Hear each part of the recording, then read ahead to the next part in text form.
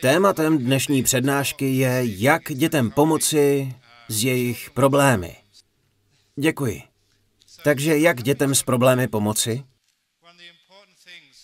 Jedním z důležitých aspektů buddhismu a důvodem, proč se tak mohutně rozvíjí v mnoha zemích, je způsob, jakým lze toto starodávné učení využít k řešení každodenních problémů. Jak asi víte, Buddha učil o tom, jak v životě překonávat utrpení a různé problémy. Pokud by toto 2,5 tisíce let staré učení nebylo v dnešním světě použitelné, buddhismus by už dávno vymřel.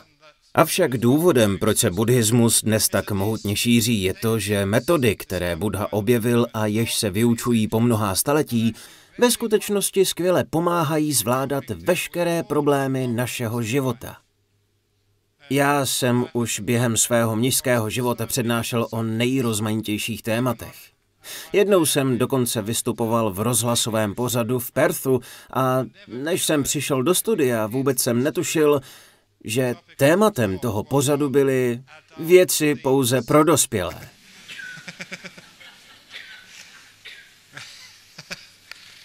Měl jsem si to nejdřív zjistit, protože si asi řeknete, co mnich o těch věcech ví. Co může mnich asi tak vědět o dětech? Žiju v celibátu a nikdy jsem děti neměl. Ale ani lékař nemusí mít rakovinu, aby ji mohl léčit. Pokud pochopíme pravou podstatu životních problémů, můžeme to pak aplikovat na veškeré situace. Dnes večer tedy využijeme této skvělé metody k tomu, abychom pochopili, jak jednat s dětmi. Kdo z vás má děti, ví, že mohou být velkým zdrojem štěstí, velkým zdrojem hrdosti, ale někdy také zdrojem velkého utrpení a starostí. Takže doufám, že dnes večer vám pomohou vaše utrpení zmírnit a budeme mít více důvodů být na své děti pyšní. Můžeme si všimnout, že děti, když vyrůstají, jsou jako citlivé mladé rostlinky, jako malé stromečky ve vaší zahrádce. Jsou velmi křehké a někdy si ani neuvědomíme, jak snadno jim můžeme ublížit. Proto součástí našeho přístupu k dětem, o které máme pečovat, by měla být co největší citlivost. Tato citlivost je velmi důležitá, protože děti někdy potřebují ukáznit, jindy potřebují odpustit a někdy potřebují jen péči, lásku, přijetí. Někdy potřebují pochválit, jindy zase vynadat. Vzpomínám si, jak jsem jel v Perthu autobusem a poslouchal rozhovor dětí, když jeli ze školy. Poslouchal jsem, o čem se ty děti baví. A slyšel, jak zejména teenageři celou cestu kritizují jeden druhého. Jedna dívka říkala druhé, podívej se, jak máš velký nos. Jo, ale ty máš zas velké uši. A ty tvoje beďary. A co tvoje ošklivé vlasy? Kluci, to samé. Když posloucháte, jak ty děti spolu mluví, mají to, čemu v buddhismu říkáme, mysl, která neustále hledá chyby. Naše školství takovéto hledání chyb jen podporuje. Je to součástí vzdělávání. Učíme se, jak stále hledat v životě chyby a tyto chyby pak napravovat. Bohužel je to potom tak, že během vzdělávání, podobně jako v životě, mluvíme s člověkem jen proto, abychom mu řekli, že je něco špatně. Z toho plyne, že našim dětem často chybí povzbuzení. Když mluvíte se svými dětmi, kolikrát s nimi mluvíte proto, abyste jim řekli, že dělají něco špatně? A kolikrát jim řeknete, že dělají něco správně?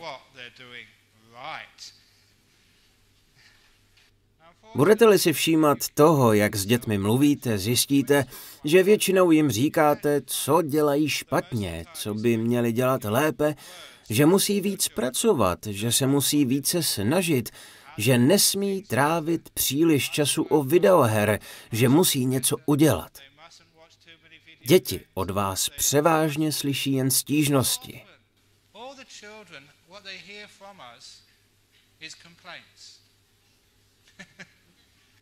Teď už chápete, proč vám děti na oplátku dělají tolik problémů. V buddhismu máme velmi důležitý zákon a ten se nazývá zákon karmy. Takže pokud vám děti působí utrpení, je to nejspíš i vaše vina.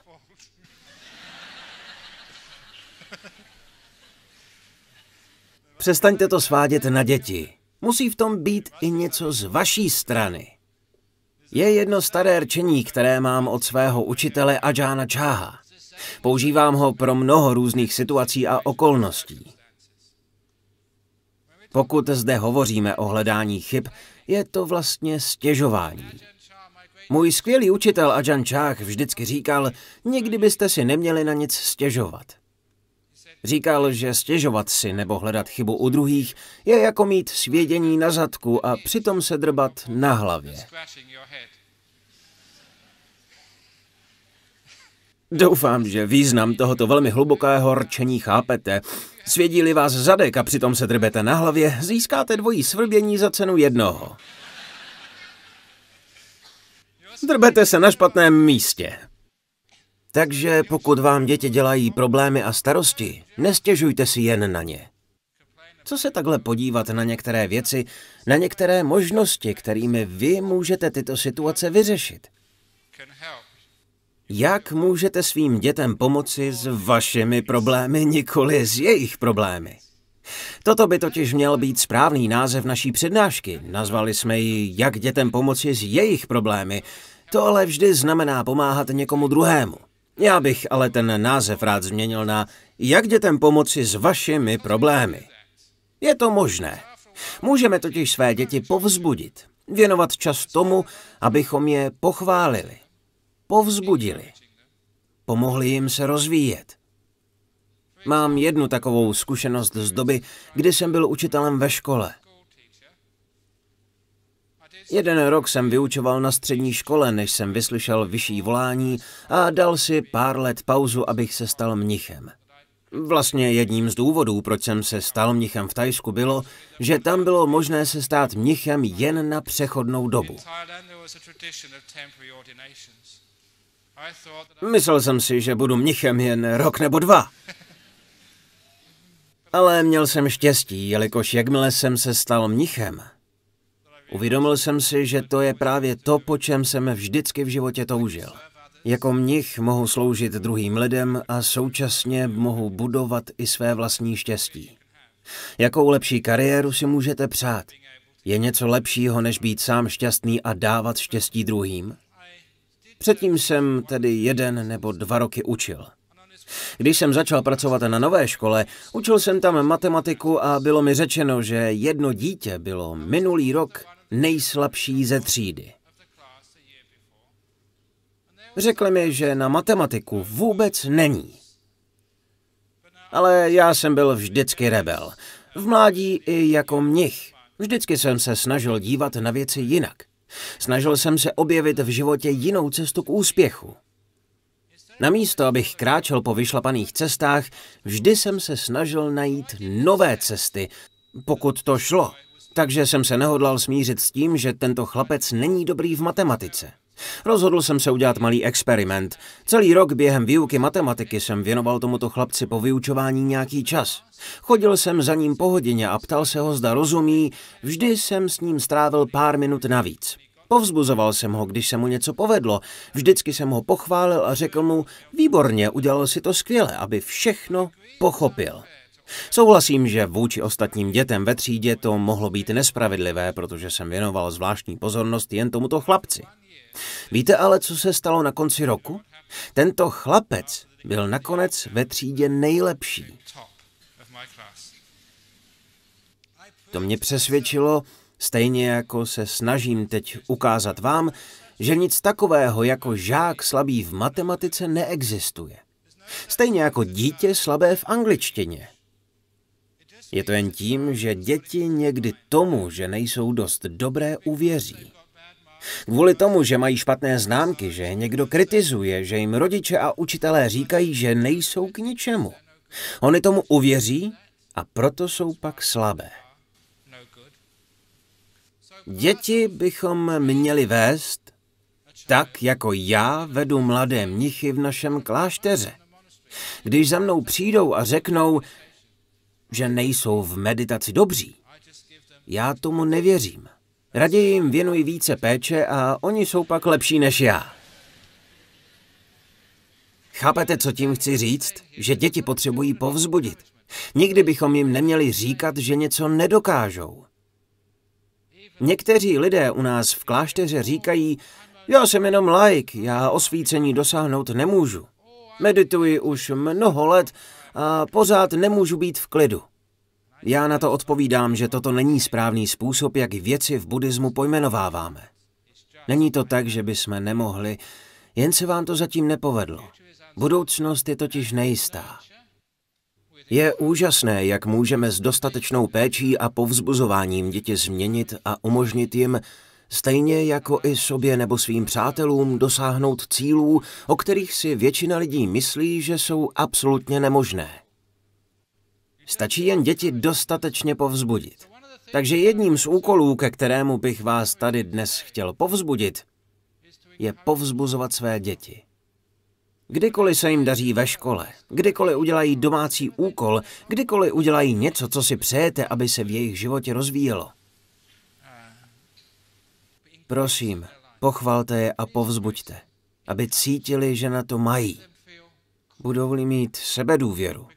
Bude se jim dařit ve škole i na univerzitě.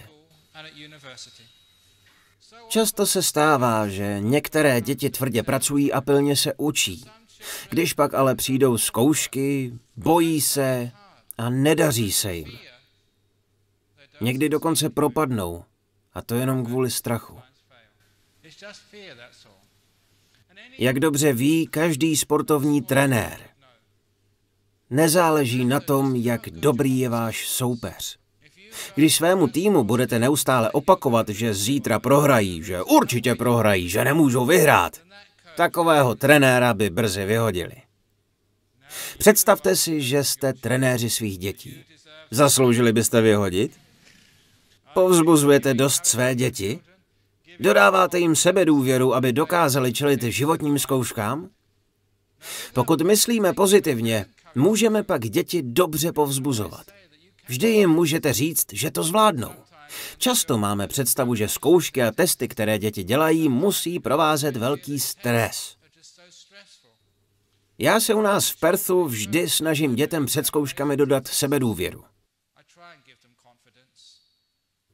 Před několika lety přišla jedna mladá dáma, kterou čekaly zkoušky na univerzitě a požádala mnichy o modlitbu za úspěch u zkoušky. Modlitby ale mají jen velmi malou moc na to, aby vám pomohli zkoušku složit. Jinak by to bylo velmi nespravedlivé, že ano?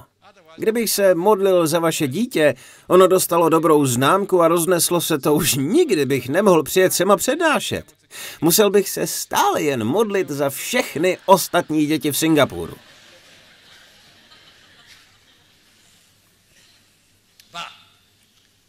Ale když přišla tato slečna, vyhověli jsme ji a modlili se za ní, protože jsme si mysleli, že jí dodáme sebedůvěru a ona pak nebude uskoušet v takovém napětí a dobře je zvládne. Už nikdy jsem ji ale neviděl. Nepřišla nám říct, jak dopadla. Její přátelé nám však řekli, že propadla. Po celém Perthu pak rozhlašovala, že mniši u nás v klášteře za nic nestojí. Ten Ajahn Brahm nestojí za nic.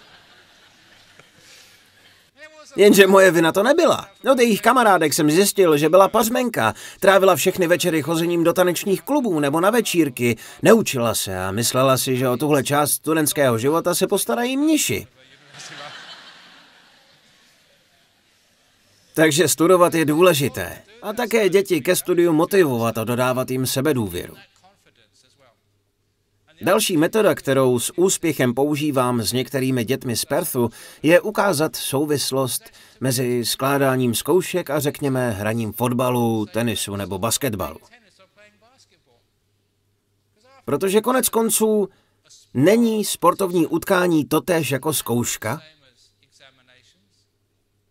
Není to podobné jako hrát videohry, snažit se udělat nejlepší výsledek a překonat rekord? Když skládáte zkoušku, je v tom velký rozdíl? Pointa je v tom, že se snažím, aby zkoušky byly jako zábava. Proč vaše děti tráví tisíce hodin u videoher? Snaží se překonat rekord, překonat své skóre, udělat nejlepší výsledek. Je to pro ně zábava. Jaký je tedy rozdíl mezi videohrou a zkouškou ve škole či na univerzitě? Taky se snažíte dopadnout co nejlépe. Taky proti něčemu nebo někomu soutěžíte, ať už proti sobě nebo někomu jinému. Jde o to, že psychologicky považujeme videohry za zábavu. U videoher nevadí, když se vám nedaří. Není to konec světa. Zkoušky za zábavu bohužel nepovažujeme. Bereme je smrtelně vážně. Děláme z toho konec světa. Jestli to neuděláš... A v tom je ten problém. Proto se děti zkoušek tak bojí. Když jdou k testu v napětí, nemohou dostatečně využít svůj potenciál. Takže já se snažím dětem ukázat, že zkoušky jsou něco jako hra. Hra života. Jsou stejně důležité jako každá jiná životní zkouška, ale není třeba z toho dělat otázku života a smrti. Potom tam není strach. Je to jako zábava. Ze zábavy pak pramení energie a z ní pak úspěch. Když budou zkoušky zábavou, když děti bude škola bavit, budou poslouchat a dobře prospívat. Bude-li moje přednáška zábavná, lidé budou poslouchat. A proto vyprávím vtipy. Je to důležité. Vlastně na konci školního roku, když jsem učil ve škole, jsem musel připravit test z matematiky. A jelikož jsem Ajahn Brahm, vpašoval jsem do zkušebního testu vtip.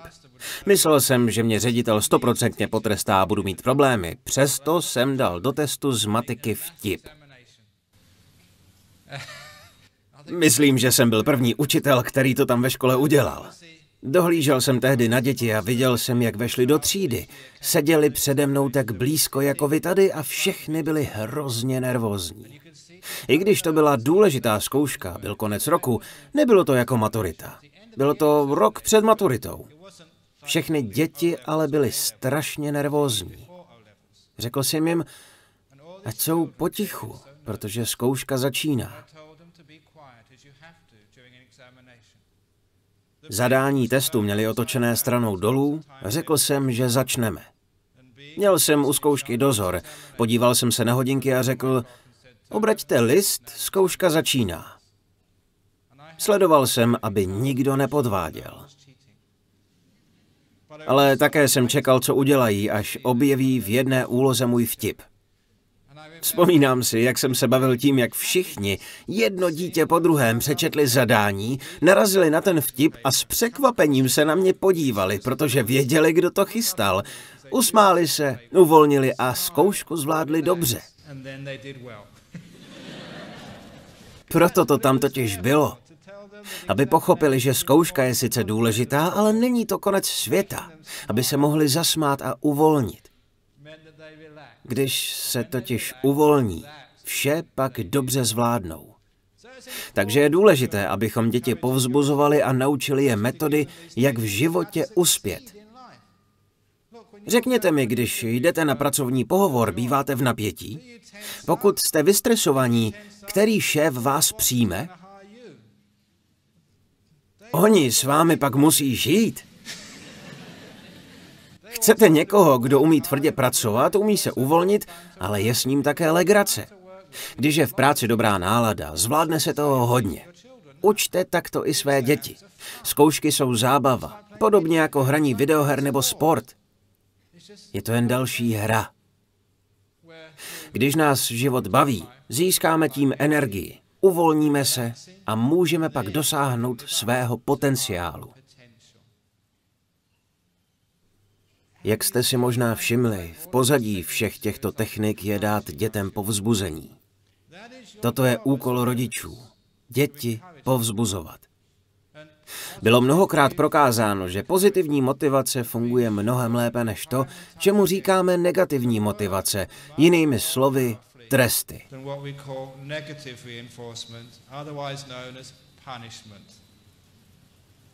Někdy nemáme na výběr. Ale v psychologii vzdělávání bylo prokázáno, stejně jako 2,5 tisíci lety v buddhismu, že pozitivní motivace je mimořádně mocná. Co myslím pozitivní motivací? Děti povzbuzovat, chválit, budovat jejich sebedůvěru. Když chcete, aby se naučili nějakou tělesnou nebo duševní aktivitu, chvalte je a povzbuzujte. Dětem se líbí, když je povzbudíte a pochválíte. Chtějí být milovány, touží po vaší lásce a chtějí jí více. Aby dostali více lásky a pozornosti, budou pak činnosti, které chválíte, opakovat. Toto je vlastně jiný způsob, jak děti povzbudit. Sledujte, co dělají a pochvalte je. Povzbuďte. Já to znám, protože v psychologii vzdělávání a také jako mnich jsem to viděl mnohokrát. Vždycky vyhledávám články, které potvrzují to, co vím z vlastní mysli a ze svého chápání psychologie. Byla skupina dětí, myslím, že někde v Evropě, které trpěly poruchami příjmu potravy. Byla to vzácná, ale hrozná nemoc, kdy děti nebyly schopné udržet v sobě žádné jídlo a začaly ho po několika vteřinách zvracet.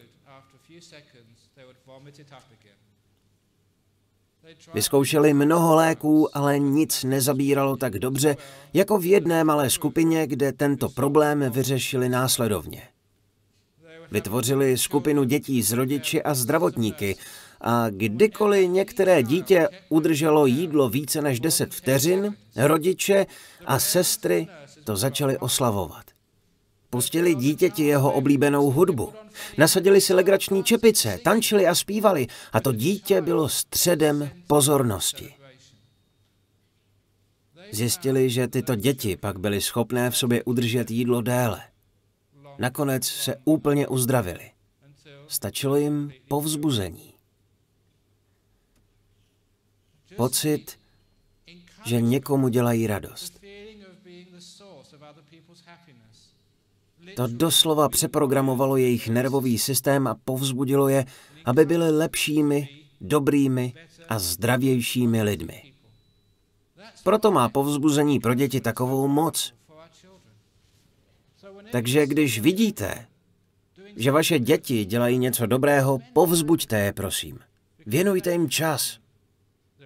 Protože pak se budou rozvíjet ty vlastnosti, které chceme u dětí vidět. Já jsem měl velké štěstí, že jsem vyrůstal s otcem, který mě povzbuzoval. Něco vám o svém otci povím. Můj otec se narodil v Liverpoolu. Pocházel z velmi chudé rodiny. Nikdy jsem nepoznal jeho otce. Můj dědeček zemřel během druhé světové války. Nicméně můj otec o mém dědečkovi moc pěkně nemluvil. Ve skutečnosti ho nenáviděl. Protože můj otec byl obětí toho, čemu dnes říkáme domácí násilí. Jeho otec byl instalatér, prostý člověk. Každý večer chodil domů opilý. Bez jakéhokoliv důvodu vytáhl opasek, zmlátil děti a pak zmlátil svou vlastní ženu, matku mého otce. Mého otce to silně ovlivnilo.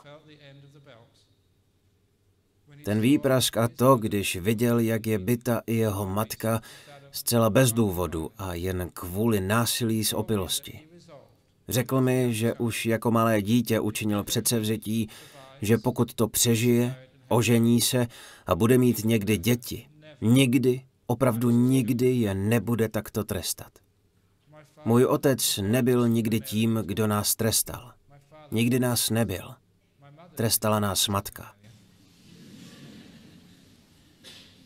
Párkrát se stalo, že bych si trest i zasloužil, ale můj otec to neudělal.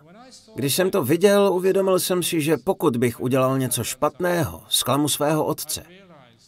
Kvůli tomu jsem se snažil, abych takové věci nikdy nedělal. Byla to zvláštní psychologie. Můj otec mě netrestal. Nebál jsem se ho. Respektoval jsem ho. Vážil jsem si ho opravdu moc. Když jsem vyrůstal v Londýně na přelomu 60. a 70. let, předtím, než jsem se stal mnichem, mnoho z mých kamarádů začalo brát drogy. To je jeden z problémů, které dnes máme s dětmi všude na světě. Nejen na západě, ale i v Singapuru. Jedním z důvodů, proč jsem se nezapletl do drog, byla úcta k mému milujícímu, pečujícímu otci. Nechtěl jsem mu ublížit. V žádném případě jsem nechtěl dopustit, aby se za mě musel stydět, nebo kvůli mě trpěl, když mi tolik důvěřoval. Toto je jiný způsob řešení problémů. Byl pro mě příkladem lásky a péče, a proto jsem takovému člověku za žádných okolností nechtěl ublížit. Byla to pozitivní motivace, která ze mě udělala toho, kým jsem. A toho příkladu si vážím. Dokonce v našem klášteru v Perthu. Když některý mnich udělá chybu, jaký myslíte, že dostane u nás v klášteře trest? Náš klášter je velmi přísný. Když některý mnich udělá chybu, nebo třeba když chybu udělá mladý anagarika, například jeden anagarika ze Singapuru. Anagarika je člověk v naší tradici během prvního roku v klášteře. On byl u nás jen asi 2 nebo 3 týdny a naboural nám auto.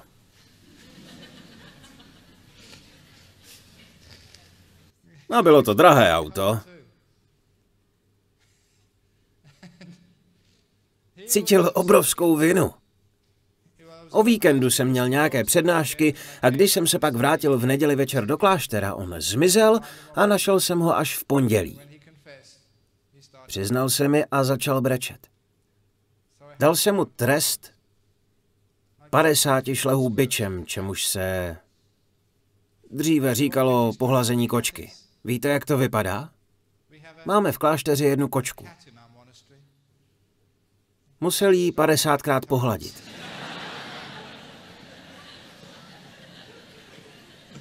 Tomu říkáme 50 pohlazení kočky. Chtěl trest, protože nechápal, co znamená soucit. Proto musel 50krát hladit kočku, aby se naučil soucitu a odpuštění. Všichni děláme chyby. Ale použijeme-li na místo trestu soucit, je úžasné, co se stane. On čekal, že dostane trest. Přijel totiž ze Singapuru.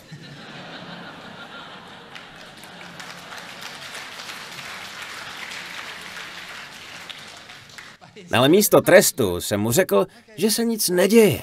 Řekl jsem, podívej, lidé jsou důležitější než věci.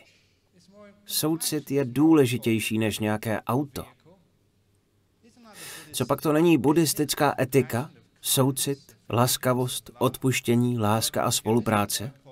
Není to vše důležitější než auto? Můžeš nabourat aut, kolik chceš, ale prosím, nenabourávej buddhistické učení. Když jsem mu to řekl, napětí z něj spadlo. A jelikož je uvolněný, auta už nebourá. Kdybych ho potrestal, byl by tak napjatý a vyděšený, že při příští jízdě autem by nejspíš boural znovu. Chápete proč? Protože právě strach vede naše děti k neúspěchu. Bojíme se a proto nedokážeme v životě dosáhnout dobrých výsledků. Kvůli strachu přicházíme o důvěru a lásku k rodičům. Nemohou pak být našimi průvodci životem. Bojíme se jich. Tak prosím, nedopusťte, aby se vás vaše děti bály. Milující laskavost a soucit, jak to učil Buddha, není pouhá teorie. Není to něco, co fungovalo pouze před mnoha lety, Funguje to i v dnešní době. Laskavost je všemocná. Pakliže ji máte společně s moudrostí.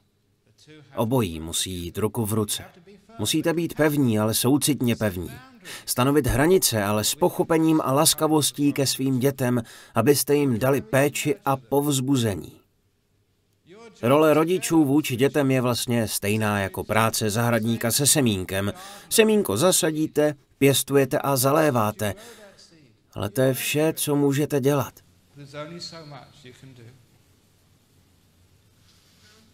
Všichni chceme, aby naše děti byly nejlepší. Kolik lidí ale ve třídě se 30 žáky může být nejlepší? Je zvláštní, jak nám někdy chybí moudrost, když chceme být laskaví. Dám vám teď malý test. Kolik z vás, ale buďte prosím upřímní a zvedněte pak ruku. Upřímně, kolik z vás si o sobě myslí, že jste nadprůměrně inteligentní? Zvedněte ruku, kdo si myslíte, že jste nadprůměrně inteligentní. Všichni, že ano. Ale samozřejmě jenom polovina z vás může být nadprůměrně inteligentních. Druhá polovina musí být podprůměrně inteligentní. Tak to je definován průměr. Takže vidíte, jak popíráme realitu života. Realita života je taková, že každé dítě nemůže být nejlepší ve třídě, jen jedno. Ne každé může letět do vesmíru, ne každé může být lékařem nebo právníkem, ale každý se může stát mnichem.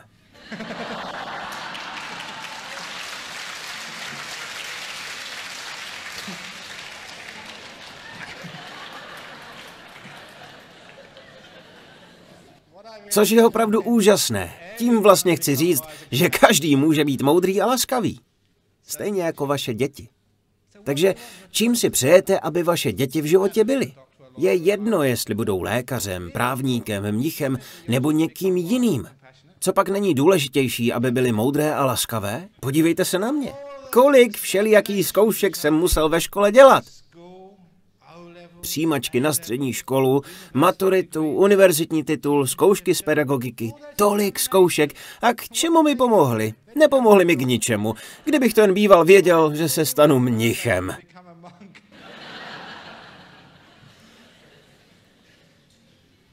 Takže jde o to, že někdy jen kvůli tomu, že děti něco nedokážou. Děkuji moc. Rád se směju svým vtipům, to je ten problém.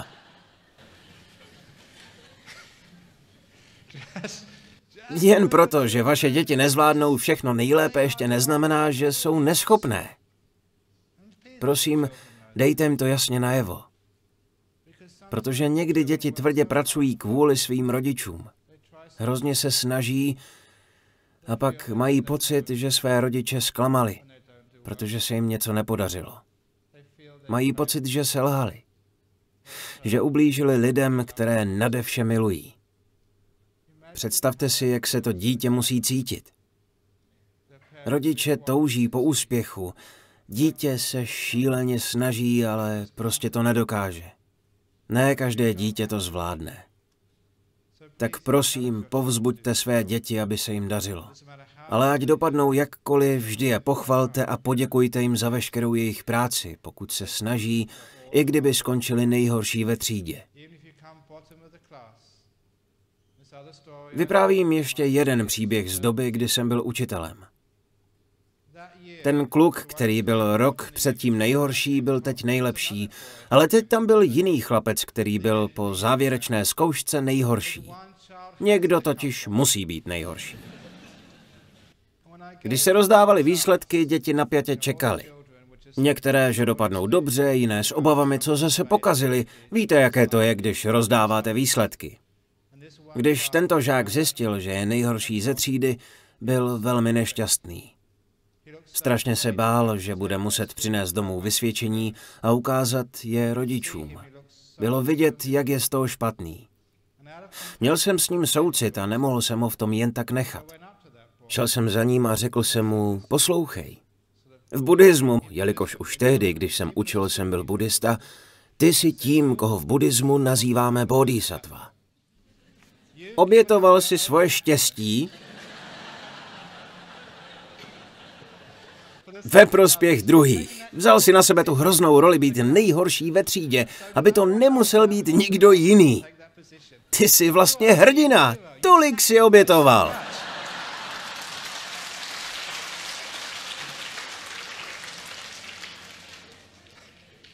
Ten chudák kluk si asi myslel, že jsem blázen. Ale smál se a tím se dostal z deprese. Příští rok ale musí být bodhisattvou zase někdo jiný. Ale chápete, čeho jsem chtěl dosáhnout? Někdo musí být nejhorší. Není to konec světa. Pokud bych mu řekl, že je strašné, jak dopadl, pokud by ho někdo trestal, pokud by se cítil hrozně, někdy si děti dokonce ublíží, protože cítí, že v životě selhali. Ale já neúspěch obrátím v úspěch a řeknu jim, že udělali báječnou věc. V podstatě tím opět dávám povzbuzení. Nedělám z té zkoušky konec světa. Pravda je, že někdy lidé mají špatný den, někdy se zkouška nepovede, ale jindy zase ano. Pokud dokážete děti povzbudit, všechny si pak své místo pod sluncem najdou. Proto používám přirovnání k semínku. Vy to semínko pěstujete. Každý člověk má na světě své místo. Prosím, dejte svým dětem najevo, že ať jsou kýmkoliv, ať dělají cokoliv, každého z nich si vážíme. O svou zahrádku musíme pečovat. V našem klášteře jižně od Perthu je les, australský les. Když jsem do toho lesa v západní Austrálii poprvé přišel, viděl jsem tam mnoho mrtvých stromů. Také pár starých stromů, některé nahnuté moc doleva, jiné nakloněné příliš doprava. Můj první nápad byl pokácet všechny mrtvé stromy a dokonce i všechny ošklivé stromy. Myslel jsem si, že jsou zbytečné. Pak ale jeden člověk, který věděl o životním prostředí víc než já, řekl, že ty mrtvé stromy jsou místa, kde hnízdí ptáci. V dutinách mrtvých stromů si stavili hnízda, aby mohli vychovávat svá mláďata. Ty mrtvé stromy jsou životně důležité pro zdraví ptáků v lese. Stejně jako stromy, které se naklánějí doleva nebo doprava. Dokonce i staré stromy. Každý strom v lese má své místo. Má svůj užitek. A tak jsem přestal považovat za důležité pouze ty velké listnaté stromy. Zjistil jsem, že všechno v lese je stejně důležité, tak jako v životě. Důležití nejsou jen velcí biznismeni, elity nebo lékaři a dokonce ani mniši. Každý je důležitý. Kdyby všichni byli mniši nebo mnišky, kdo by nás pak živil? Jste pro mě důležití. Takže každý má na tomto světě své místo. Když dokážete své děti povzbudit, aby cítili, že žijí v souladu se svým potenciálem, aby našli své místo na tomto světě, ať už je jakékoliv, povzbudíte je, aby byli se sebou spokojené, sebejisté, aby se motivovali, nejen, že tím umožníte svému dítěti dosáhnout jeho potenciálu, ať už je jakýkoliv, ale také dopřejete hodně štěstí sobě. Protože někdy věci nesprávně posuzujeme. Myslíme si, že jako rodiče jsme selhali, pokud se naše děti nedostanou na univerzitu. Někdo si dnes dokonce myslí, že selhal, pokud nejdou studovat na západní univerzitu. Nikdy takto prosím nepřemýšlejte. Dovolte dětem, aby se rozvíjeli svým vlastním způsobem. Všechny nemusí mít univerzitu. Absolventi univerzit někdy ve skutečnosti přemýšlejí příliš a jsou pak kvůli tomu velmi hloupí.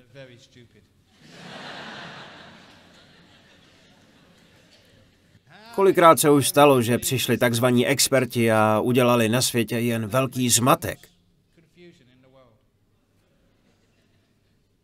Sice všechno vědí, ale velmi málo cítí. Nedávno mě velmi dojalo, když jsem byl pozván, abych přednesl projev o zármutku nad smrtí a umíráním, zejména o zármutku a ztrátě, na velké celoaustralské konferenci, která se konala v mém domovském městě Perthu. Byli tam profesoři a přednášející ze zahraničí, odborníci ve svém oboru se spoustou titulů. Když jsem přednesl svůj projev, všichni stichli. Slyšeli ode mě věci, které jim profesoři a lektoři neřekli. Když přišli na řadu dotazy, seděl vedle mě jeden velmi slavný profesor. Z publika zazněl dotaz a ten profesor se na mě obrátil a řekl: "Zeptejte se tady experta." To mě dojalo. Měli mě za experta a přitom nemám v tomto oboru vůbec žádné vzdělání. Mým oborem je teoretická fyzika. Co má společného se zármutkem a ztrátou nebo s výchovou dětí? Je zajímavé, že se mě na to někdo zrovna dneska ptal. Řekl mi: "Ajahne Brahme, vy přednášíte o tolika různých tématech. Jak je možné, že to, co říkáte, dává takový smysl? Kde berete tu moudrost?" Myslím, že když jsem byl naposledy v Singapuru, zmínil jsem se, že asi před 2 měsíci za mnou přišel člověk a připomněl mi, že jsem se před 2 lety zúčastnil konference o problémech dopravy v Perthu. Mohu se klidně zabývat vším možným, třeba i nákladní dopravou. Bylo dost zvláštní vidět na té konferenci buddhistického mnicha mezi všemi těmi inženýry a odborníky na cesty a dopravu. Přesto mě požádali o rozhovor pro noviny zabývající se námořní dopravou. Tak jsem dával rozhovor na téma buddhismus a lodní doprava. Pak jsem na to úplně zapomněl. Ale před pár měsíci mi někdo řekl, že ten článek, který nazvali Zen a umění lodní dopravy, byl tak úspěšný, že byl opakovaně publikován v mnoha časopisech o lodní dopravě po celém světě. Ten člověk mi říkal, že mluvil s jedním ze svých přátel, který je odborníkem v oboru, konzultantem, jaké si najímají vlády k řešení problémů lodní dopravy. Řekl mi, že jeho přítel, tento skvělý konzultant, prohlásil, že tento mnich vážně ví, o čem mluví. Dobrovolně přiznávám, že o lodní dopravě nemám ani páru. Nic o tom nevím. Nějakým způsobem se ale dostanete k jádru problému. Pokud meditujete a otevřete svou mysl, jste-li všímaví a klidní, nasloucháte-li svému srdci, najdete v něm odpovědi na všechny životní problémy. Všem lidem stále vyprávím, a řekl jsem to i na té konferenci o přemosťování tradic, o hledání a nalezení jádra veškeré moudrosti. Veškeré texty buddhismu nenajdete v knihovnách, v chrámech ani ve veřejných knihovnách. Veškeré texty, veškeré Buddhovo učení najdete ve svém vlastním srdci. Každé slovo, které Buddha kdy pronesl, vyšlo z jeho srdce. Tím, že otevřel srdce moudrosti. Pokud budete jako buddhista praktikovat, ne pouze poslouchat přednášky, ale učení skutečně praktikovat, otevřete-li své srdce, budete mít veškerou moudrost, kterou potřebujete k tomu, abyste se mohli starat o své děti. Vychovávat je tak, aby z nich vyrostli dobří lidé. Moudrost vychází zevnitř. Všechna moje moudra o lodní dopravě vznikla tak, že jsem otevřel své srdce. Zevnitř. Takže buďme k dětem vnímaví. Když je budeme vnímat, otevřeme jim své srdce, budeme vidět, že někdy musíme být zásadoví, jindy zase starostliví. Jsme-li citliví, poznáme, jak se ve správný čas na správném místě zachovat. Takto se stáváme moudrými lidmi, bez předjímání. Protože se neřídíme jen starými zvyky. Budeme vynalézaví.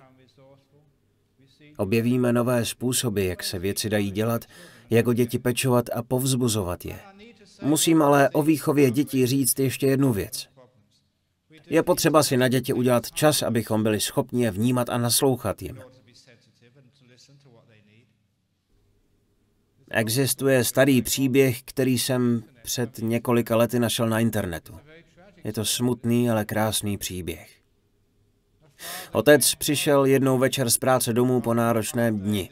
Jeho malý 6letý syn na něj čekal a řekl mu: Tati, kolik vyděláváš v práci za hodinu? Otec mu odpověděl: Do toho ti nic není, jsem unavený, dej mi pokoj. Syn ale opakoval: Tati, kolik ti platí za hodinu? Řekl jsem ti, buď sticha, chci si odpočinout.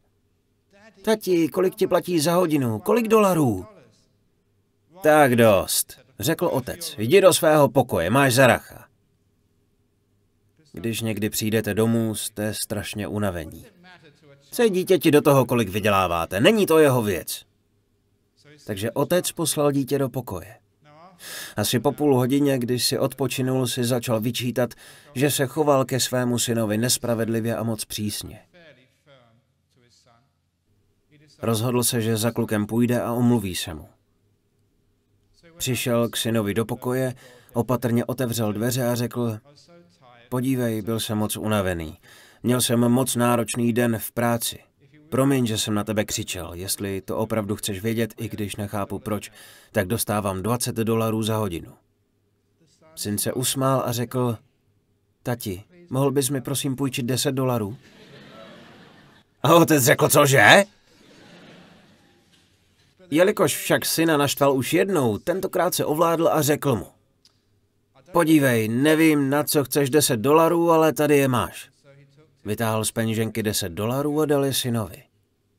Syn se usmál, sáhl pod polštář a vytáhl další bankovky a mince, také v hodnotě $10 a řekl: Tati, tady mám $20. Mohl bych si prosím koupit hodinu tvého času? Chápete poselství toho příběhu? Ten malý kluk nikdy neměl pozornost svého otce a tak si pomyslel, že mu musí zaplatit $20 za to, aby získal hodinu jeho času. Jak pravdivá, ale smutná obžaloba naší společnosti. Takže vás prosím, věnujte čas svým dětem, protože oni ho potřebují. Čas, který dětem věnujete, je dobře strávený. Pokud nestrávíte čas se svými dětmi teď, kvalitně a dobře, budete muset v budoucnu trávit mnohem více času řešením jejich problémů ve škole i jinde. Je to investice do budoucnosti. Když s nimi strávíte čas teď, nebudete muset trávit tolik času jejich starostmi a problémy v budoucnu. Takže věnujte jim čas, pečujte o ně a buďte vnímaví k jejich potřebám. Povzbuzujte je, pochvalte, starejte se o ně, rozvíjejte jejich dobré vlastnosti a neklaďte na ně příliš velké nároky, zejména ve škole. Vždyť nemusí vždy uspět podle vašich představ. Nechte je uspět tak, jak by si to přál Buddha. Aby znali svou hodnotu bez ohledu na to, kým jsou a co v životě dělají. Nemusí se stát elitou. Lidé, kteří patří k elitě, šéfové, ti mívají spoustu trápení. Někdy si přejí, aby moje přednášky moc dobré nebyly. Někdy si přejí, aby lidé z mých přednášek odešli. Někdy si přejí, aby nikdo na mé přednášky nechodil. Měl bych pak lehký život, mohl bych odpočívat a relaxovat. Někdy ti úspěšní musí dělat tu nejtěžší práci. Takže ať vaše dítě dělá cokoliv, prosím, povzbuďte je, aby bylo se sebou spokojené a v míru. Pak bude moci dosáhnout svého největšího potenciálu. Bude v pohodě. Za druhé, nebudete na ně klást ty šílené nároky, aby byli někým, kým nikdy nemohou být. Budete si jich vážit bez ohledu na to, jakou částí zahrádky, které říkáme společnost, se stanou. Tomu se říká soucit a povzbuzení. V naší společnosti potřebujeme nejrůznější typy lidí, podobně jako chceme různé druhy květin v naší zahrádce. Vaše dítě má na tomto světě své místo. Přichází na tento svět se svou karmou z minulosti a jeho možnosti jsou proto omezené. Ale my můžeme děti povzbudit. Povzbuzujme je neustále bez ohledu na to, co jim život přinese. Pokud z nich budou dobří a laskaví lidé, šťastní a sami se sebou v míru, pak můžeme být jako rodiče velmi hrdí. Já jsem si myslel, že moje maminka bude velmi naštvaná, že s dobrým vzděláním z univerzity v Cambridge nakonec skončím jako mnich. Ale maminka je na mě moc pyšná. Je jedno, co v životě děláte. Maminka na vás bude vždycky pyšná. Vím, že dokonce někteří zločinci ve vězení, protože jsem do vězení chodil, jejich matky na ně byly velmi hrdé. Opravdu, řekli mi to. Láska matky je tak silná, že bude své dítě milovat bez ohledu na to, co udělá. Taková láska ve skutečnosti motivuje dítě k tomu, aby zločincem nebylo, aby nedělalo zlé věci. Dítě ví, že má rodiče, kteří ho milují a opatrují a umí ho povzbudit. Svět je tvrdý. Neustále nás kritizují, ukazují se na nás ve škole i v práci, ale máme alespoň domov, kde máme rodiče, o kterých víme, že nás mají rádi. Místo, kde se můžeme uvolnit. Místo, kde nám rozumějí. Kde chápou, jak tvrdě pracujeme, jak moc se snažíme. Jste-li takoví rodiče, budete mít děti, které možná nebudou vždy úspěšné ve škole, ale budou úspěšné v životě. Není to to, co doopravdy chceme? Nabízím vám jinou definici toho, co je úspěch. Úspěch v životě znamená být šťastný a sám se sebou v míru. Ani nepomyslete na sebevraždu nebo drogy. Lidé, kteří jsou sami se sebou spokojení, jsou přirozeně dobří lidé. Jsou to lidé, na které můžeme být hrdí. Pokud předefinujeme, co znamená úspěch našich dětí, zjistíme, že většina problémů s jejich výchovou úplně zmizí. Budou-li děti spokojené, se sebou v míru, bude se jim pak dobře dařit na kterémkoliv místě té zahrádky, které říkáme život. Najdou si své místo. Tak to bylo pár buddhistických myšlenek o tom, jak řešit vaše problémy při výchově dětí. Moc vám děkuji.